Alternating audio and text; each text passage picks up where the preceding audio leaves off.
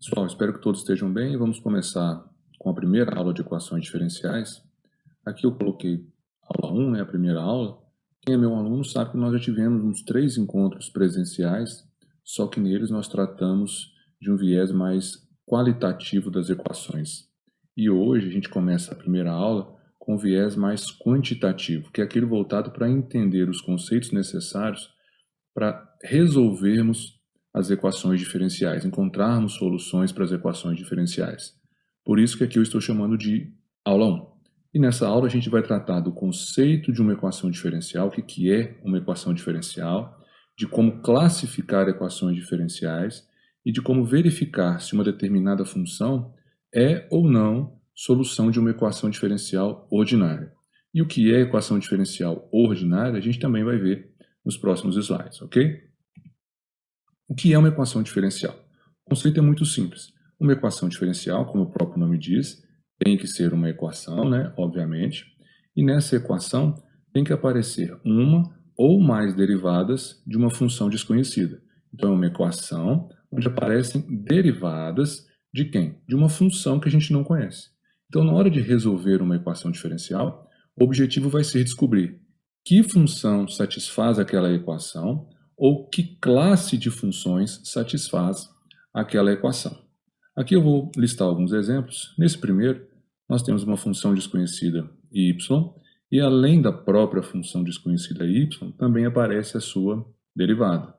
No segundo exemplo, a equação diferencial, a função desconhecida ainda é y, e também aparece a sua derivada de ordem 2. Terceiro exemplo, uma outra função desconhecida, y, aparece a sua derivada primeira e também a sua derivada segunda. Então, se eu fosse resolver essas equações, por exemplo, o objetivo seria encontrar qual função y, que ao ser substituída aqui, a sua derivada aqui e a segunda derivada aqui, ao se efetuar essa operação, o resultado tinha que ser e elevado a t. Aqui teria que ser uma função y, que ao ser substituída aqui e a sua segunda derivada aqui, a soma tinha que dar zero. E aqui a derivada da função menos a própria função também tem que dar zero. Ok? Um outro exemplo, essa função μ, percebam que ela tem duas variáveis, x e y. Então, nesses exemplos anteriores, o y era a função desconhecida. Agora a função desconhecida é μ, e ela é uma função que depende de duas variáveis independentes, x e y. Como ela tem duas variáveis, as suas derivadas não são simples como as derivadas dos exemplos anteriores. As suas derivadas têm que ser parciais. Então, nesse exemplo, eu tenho a função μ derivada parcialmente duas vezes em relação a x, somada com a derivada parcial de segunda ordem da mesma função μ, só que agora em relação a y. E o resultado está sendo igual a zero. Então, esse é um outro exemplo de equação diferencial.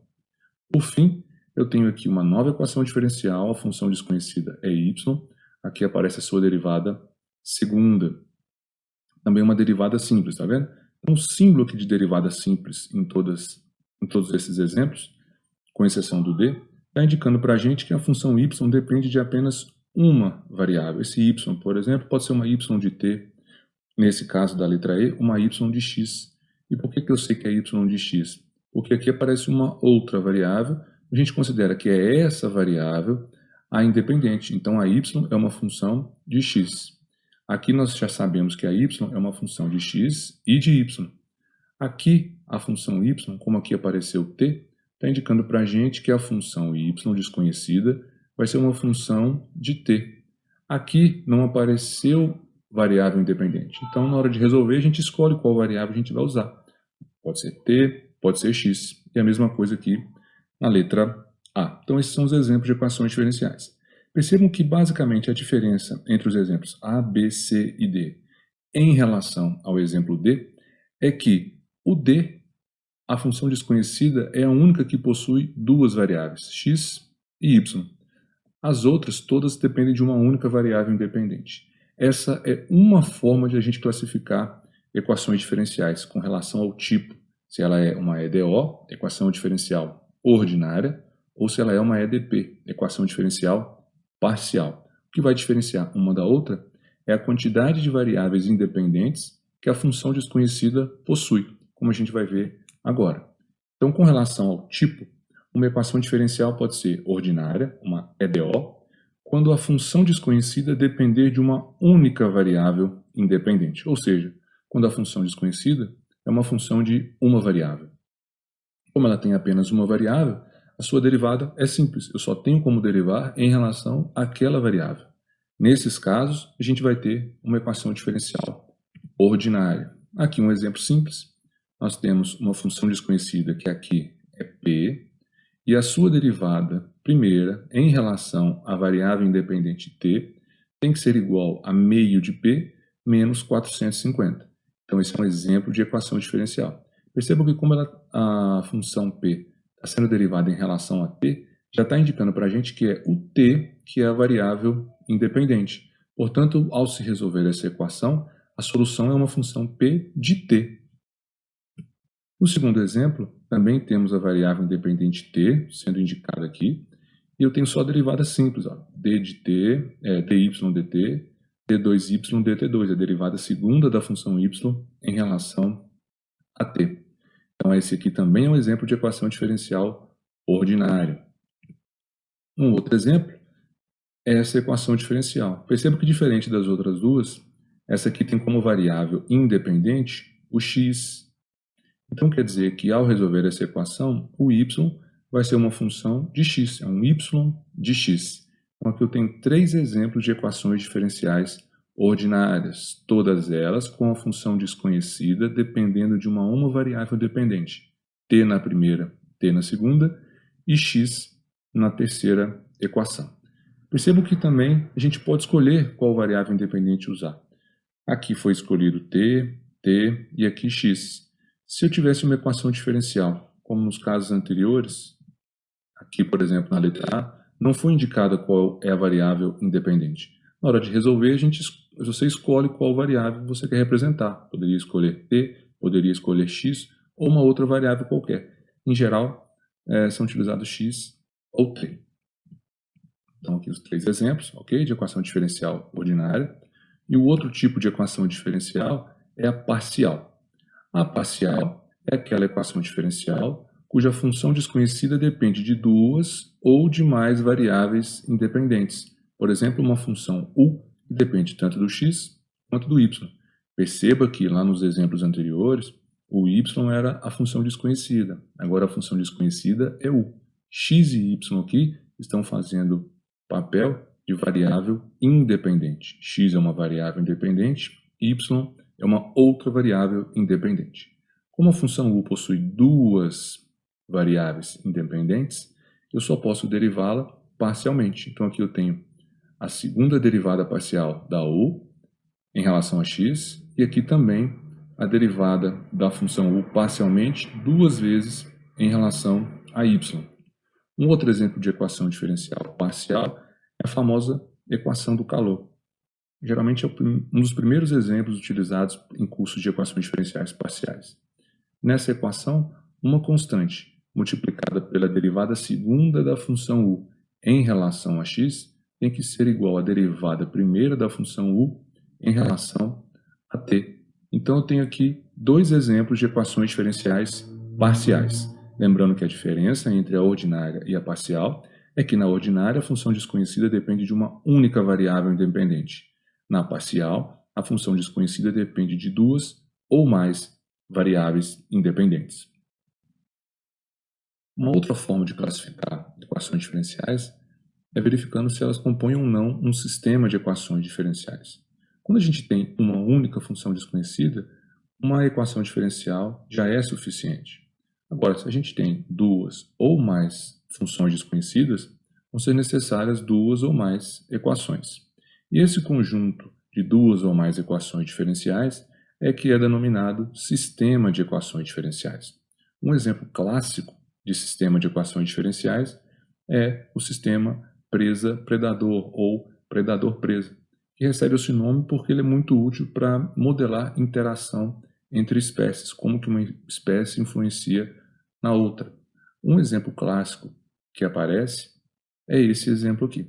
Então eu tenho x e y representando as populações, temos A, alfa, C e gama constantes positivas que vão depender das populações, ou seja, se eu mudar as populações, os valores vão mudar desses parâmetros. Então, dependendo da população, é que eu vou encontrar o valor ou os valores desses parâmetros.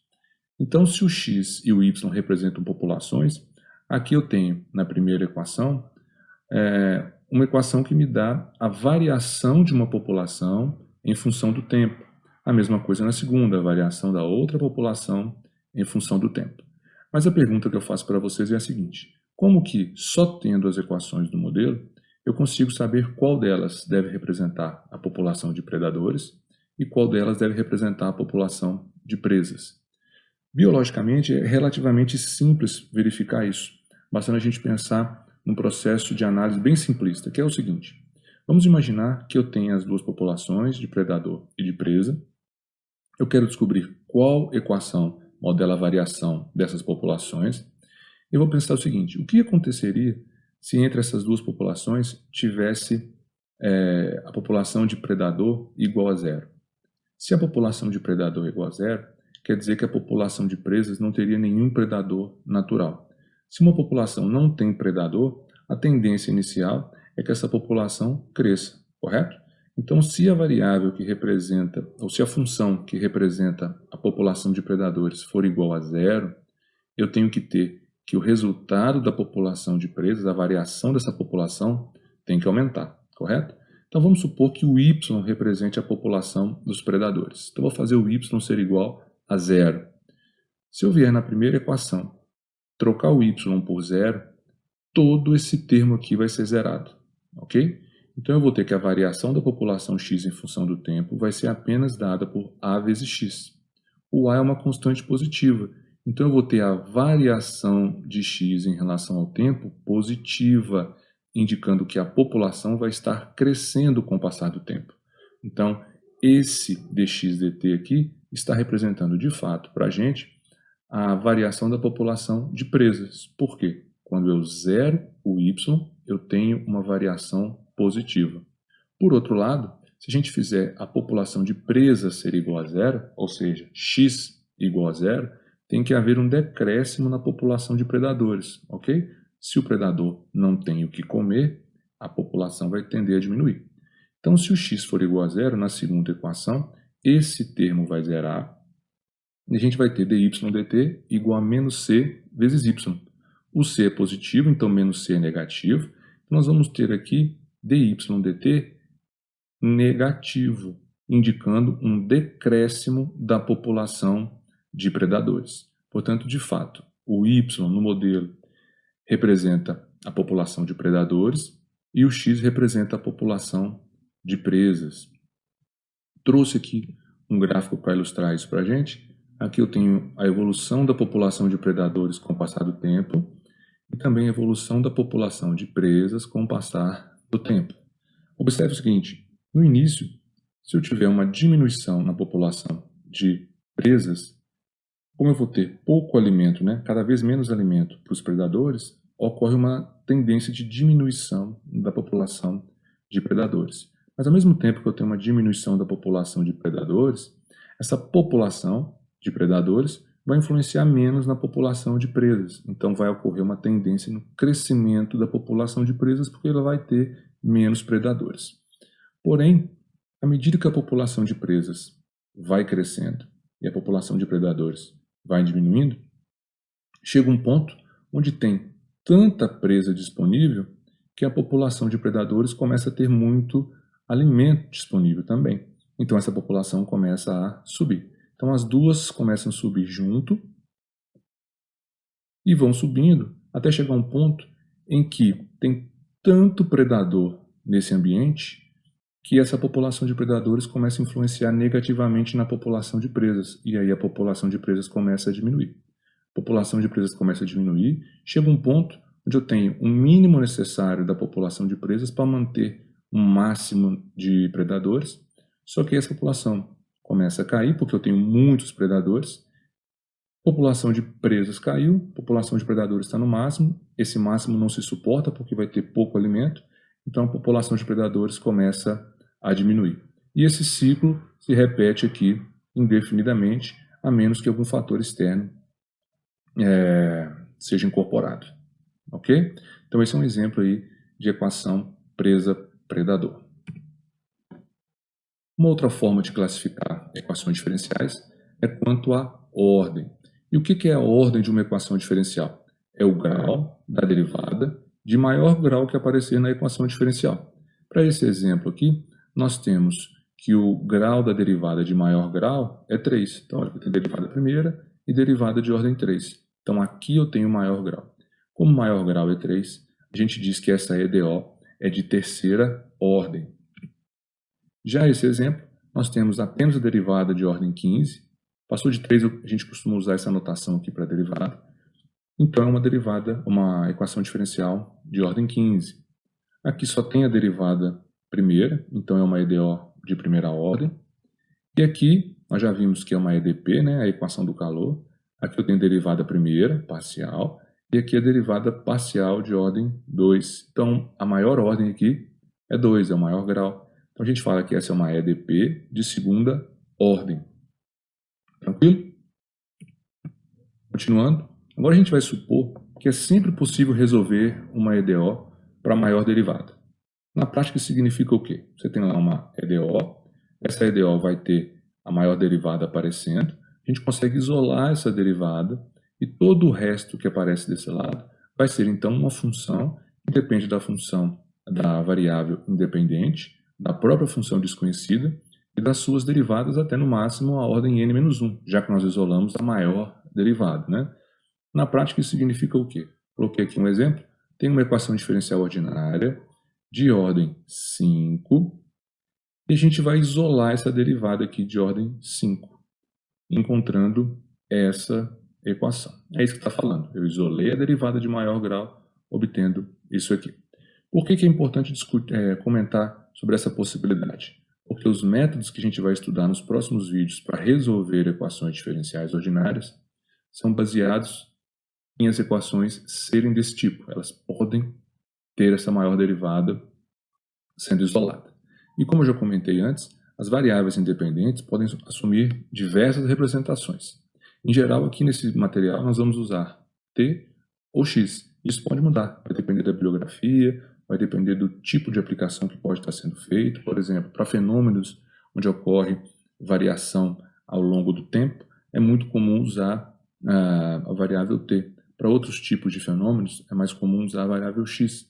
No livro do Boyce, por exemplo, para aplicações em correntes, em circuitos elétricos, é muito comum ele usar x. E para fenômenos que ocorre variação de algo em função do tempo, é muito comum que ele use t. A última forma de classificação de uma equação diferencial é quanto à linearidade. A gente vai falar que uma equação diferencial ordinária é linear se ela for linear nas variáveis y, que é a função desconhecida, e em todas as suas derivadas. E de maneira geral, isso significa o quê? Que a equação diferencial ordinária tem que ser escrita dessa forma aqui. Ser escrita assim ou poder ser escrita dessa forma. Que é o quê? Eu tenho uma soma de termos, onde cada termo é uma derivada da função desconhecida, multiplicada por uma função que depende apenas da variável independente. Aqui eu chamei de t.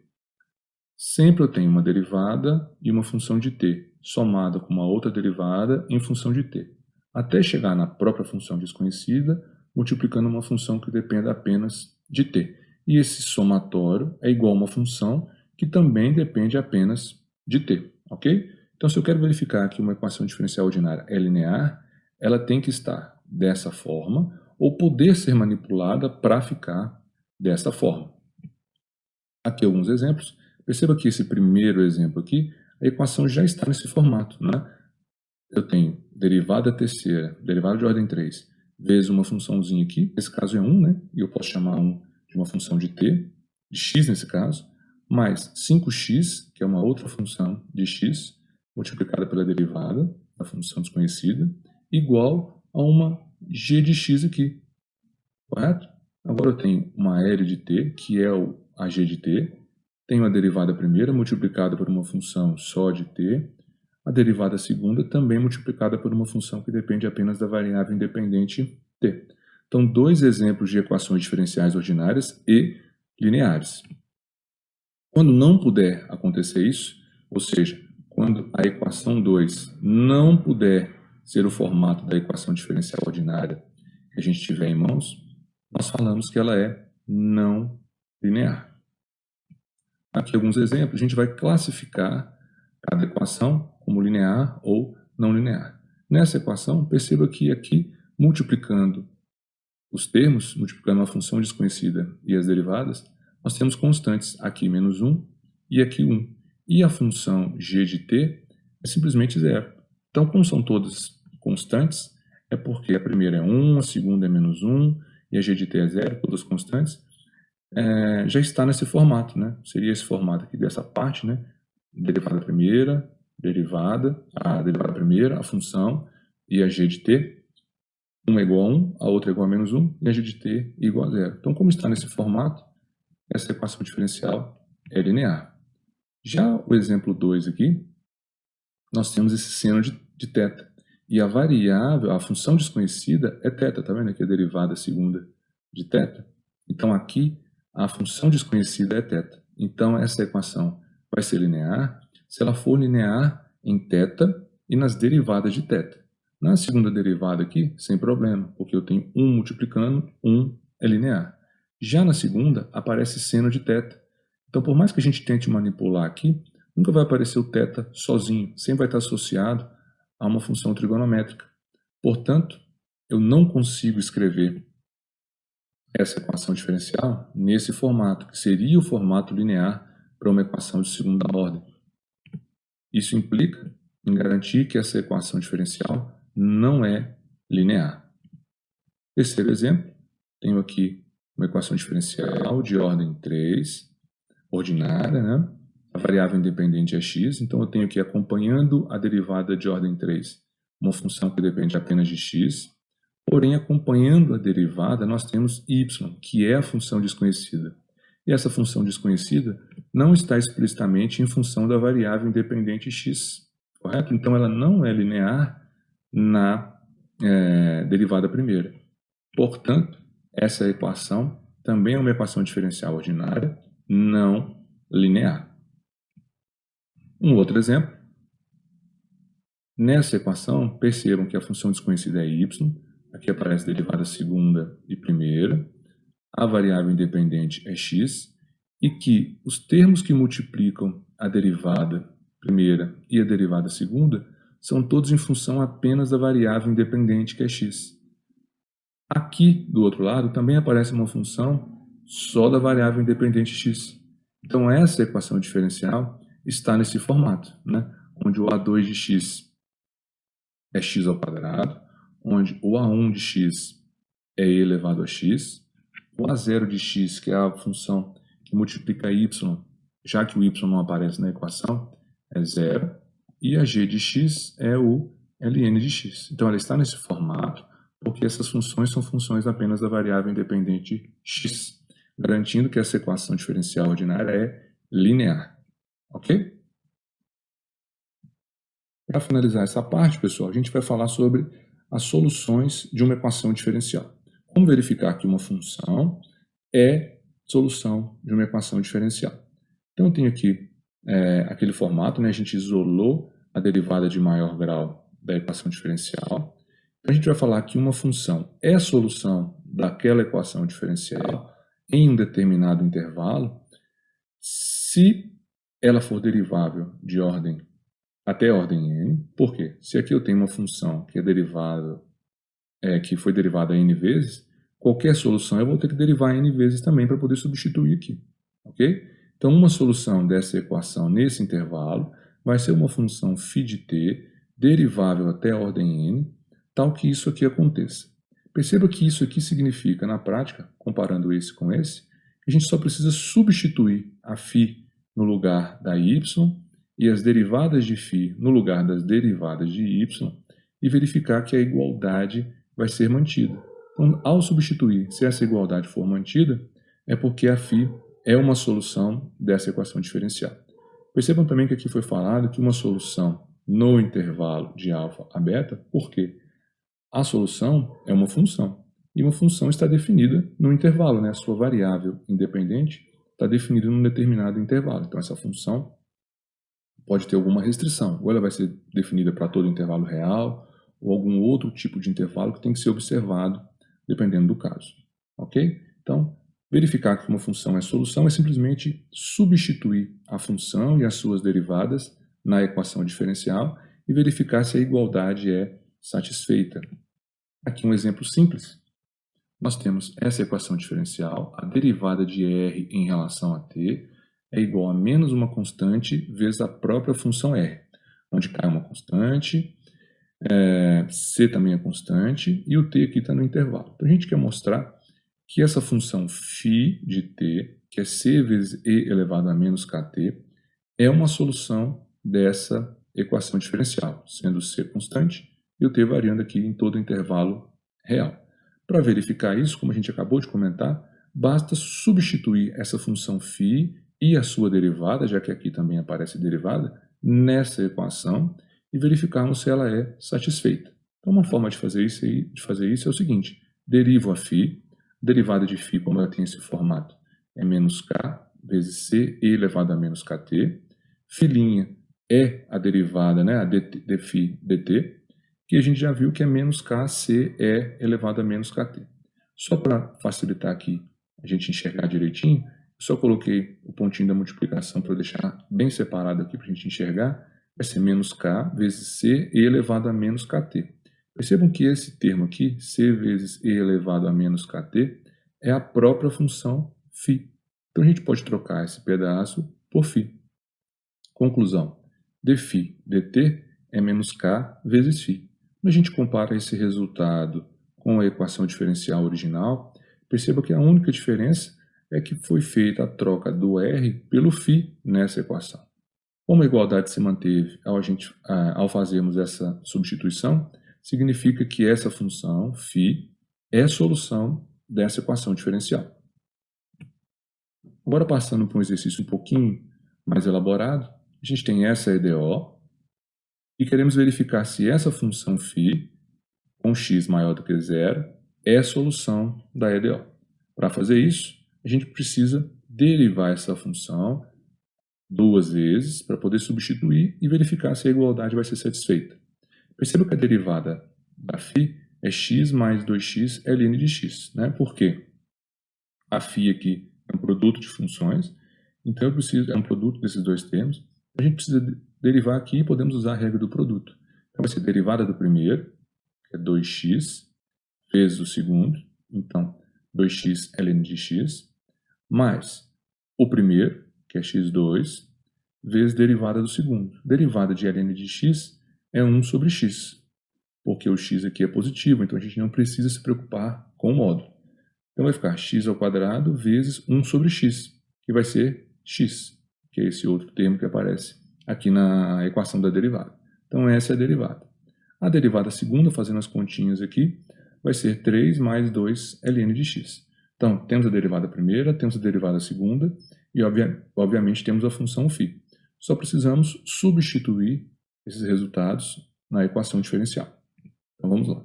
X ao quadrado vezes derivada segunda, que é 3 mais 2 ln de x, menos 3 vezes x, vezes a derivada primeira, que é x mais 2x ln de x, mais 4 vezes y. O y agora é x2 ln de x.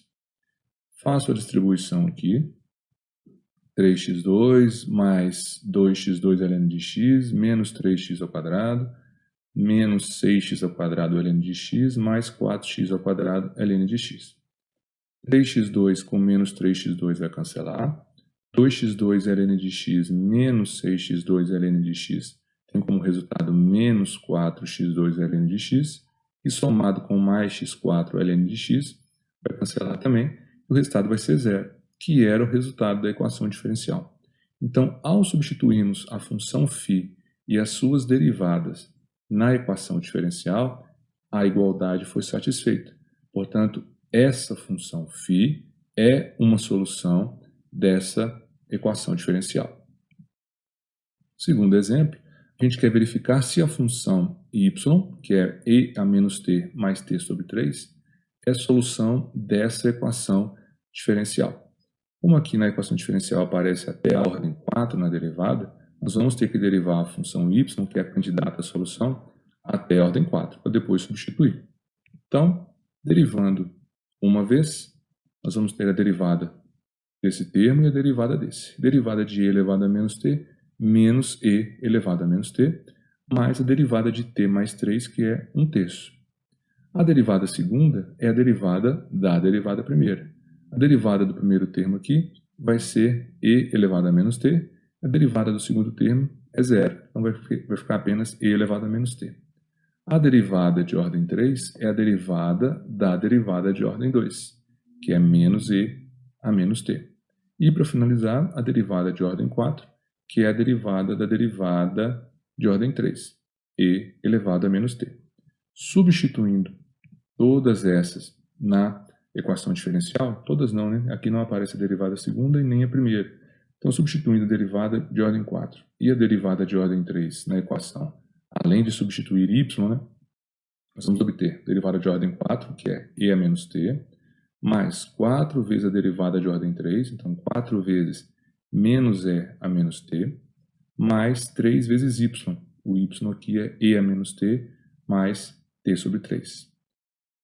Fazendo os cálculos, e a menos t, menos 4e a menos t, aqui a distributiva, 3e a menos t, 3 vezes t mais 3 é t. E a menos t menos 4e a menos t é menos 3e a menos t, com mais o 3e a menos t vai zerar, vai sobrar apenas o t. E o resultado aqui da equação diferencial é que tinha que ser t. Como ao substituir y e as suas derivadas na equação diferencial e a igualdade foi satisfeita, é porque a função y dada é a solução da equação diferencial. Ok? Pessoal, encerramos por aqui, falamos do conceito de equação diferencial, né, o que é, como classificá-la com relação ao tipo, à ordem, e se é um sistema de equação diferenciais ou quanto à linearidade, e também verificamos como confirmar se uma função é ou não solução de uma equação diferencial ordinária. A principal referência que eu utilizei foi o livro do Boyce, Equações Diferenciais Elementares e Problemas de Valores de Contorno.